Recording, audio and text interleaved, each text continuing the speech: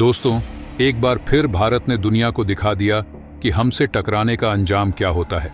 हाल ही में कनाडा के प्रधानमंत्री जस्टिन ट्रूडो ने भारत पर बेबुनियाद इल्जाम लगाए थे, लेकिन मोदी जी की सरकार ने ऐसा करारा जवाब दिया है कि ट्रूडो को अपनी औकात समझ में आ गई है। भारत, जिसने हमेशा अपने दुश्मनों को मुंह तोड़ जवाब दिया है, इस बार भी पीछे नहीं हटा। खालिस्तानी आतंकवाद का मुद्दा हो या विदेश में बैठकर भारत को बदनाम करने वालों का, मोदी सरकार ने हर मोर्चे पर दिखा दिया कि हम किसी की भी बेवजह की धौंस बर्दाश्त नहीं करेंगे। इस वीडियो में हम बात करेंगे कि कैसे भारत ने अपनी इज्जत का बदला लेते हुए कनाडा को उसकी जगह दिखा दी है।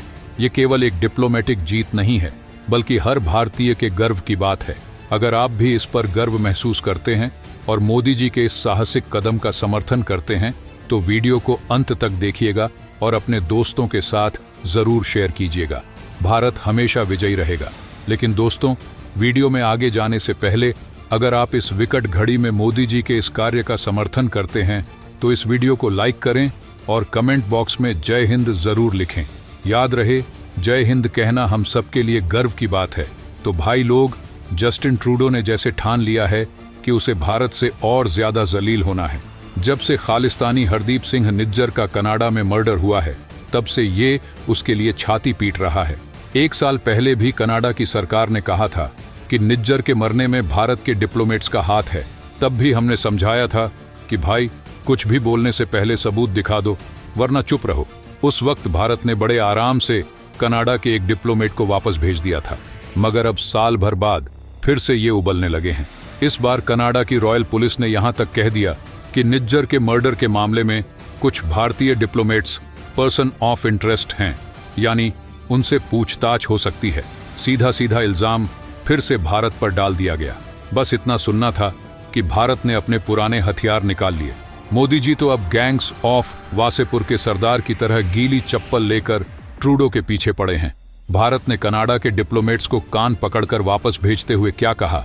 पहली फुर्सत में निकल, तेरी कोई जरूरत नहीं है। अब हालत ये हो गई है कि ट्रूडो की सरकार और भारत के रिश्ते इतने खराब हो चुके हैं कि अगले प्रधानमंत्री भी आएंगे तो रिश्ते जल्दी सुधरने वाले नहीं हैं। सवाल उठता है कि ट्रूडो बार बार क्यों ये साबित करने में लगे हैं कि निज्जर को भारत ने नहीं मारा। निज्जर, जिस पर रेड और ब्लू कॉर्नर नोटिस तक जारी था, वह बंदा जो खुलेआम खालिस्तानियों से हथियार उठाने की अपील करता था। निज्जर, जिसने फर्जी कागजात के सहारे कनाडा की नागरिकता हासिल की थी और कनाडा ने खुद उसे अपनी नो फ्लायर्स लिस्ट में डाल रखा था।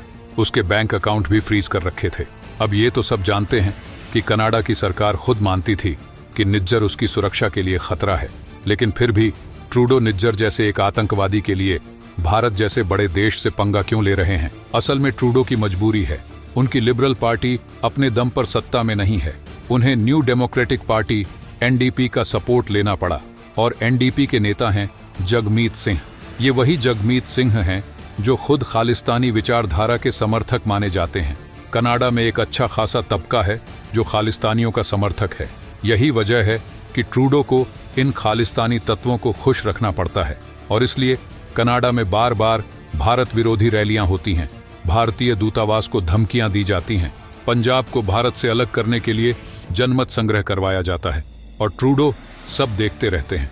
जैसे हमारे यहाँ भ्रष्ट पुलिस वाले चुपचाप सब देखते रहते हैं, वैसे ही ट्रूडो चुपचाप ये सब देख रहे हैं, बस अपने वोट बैंक को खुश करने के लिए। ये वही राजनीति है जो कभी भारत में होती थी। जैसे कुछ नेता पाकिस्तान के फेवर में बयान देकर अपने वोट बैंक को साधते थे, वैसे ही ट्रूडो अब खालिस्तानियों को खुश करने के लिए कर रहे हैं। कनाडा की आबादी बहुत कम है और वहाँ चुनाव में कुछ हजार वोटों से जीत हार का फैसला हो जाता है। अगले साल वहाँ चुनाव हैं और ट्रूडो हर हाल में अपने खालिस्तानी वोट बैंक को खुश रखना चाहते हैं। इसी वजह से वो बार बार भारत के खिलाफ बयान दे रहे हैं, ताकि उनका वोट बैंक नाराज ना हो। अब बात यह है कि क्या भारत ने सच में निज्जर का कत्ल करवाया? कई लोगों का मानना है कि हाल ही में खालिस्तानी आतंकियों जैसे परमजीत सिंह पंजवार और अवतार सिंह खांडा के मारे जाने के पीछे भी भारत का हाथ हो सकता है। मगर असल सवाल ये है कि भले ही ये लोग मोस्ट वांटेड हों, मगर क्या किसी को इस तरह से कत्ल करवाना जायज़ है? दुनिया का कौन सा देश अपने लोगों की सुरक्षा के लिए किसी भी हद तक जाने से पीछे हटता है? अभी हाल ही में इजराइल ने हमास के आतंकियों को खत्म करने के लिए गाजा में ऐसा हमला किया कि पूरी जमीन समतल हो गई। कोई भी देश जो अपने नागरिकों की रक्षा करना जानता है वो किसी भी हद तक जा सकता है। इसीलिए ये कहना कि भारत अपने दुश्मनों के खिलाफ कदम नहीं उठाएगा गलत है। लेकिन इतना जरूर है कि भारत ने कभी सीधे तौर पर नहीं कहा कि हमने इन आतंकियों को मारा है। दुनिया भर में यही हो रहा है। जो देश अपने दुश्मनों को पहले ही ठिकाने लगा देते हैं वही मजबूत होते हैं, और ट्रूडो को ये बात समझ लेनी चाहिए। तो दोस्तों, ट्रूडो ने भारत से पंगा लेकर गलती कर दी है, और जैसे हमने पहले भी कहा है, भारत कभी किसी का उधार नहीं रखता। चाहे गलवान घाटी हो या उरी की सर्जिकल स्ट्राइक, भारत ने हमेशा अपना जवाब दिया है। तो इस मुद्दे पर आपकी क्या राय है, कमेंट करके जरूर बताइए। और अगर ये वीडियो पसंद आई हो तो इसे अपने दोस्तों के साथ शेयर कीजिए। चैनल को भी सब्सक्राइब जरूर करें। जल्दी मिलते हैं एक और अमेजिंग वीडियो के साथ। जय हिंद, वंदे मातरम।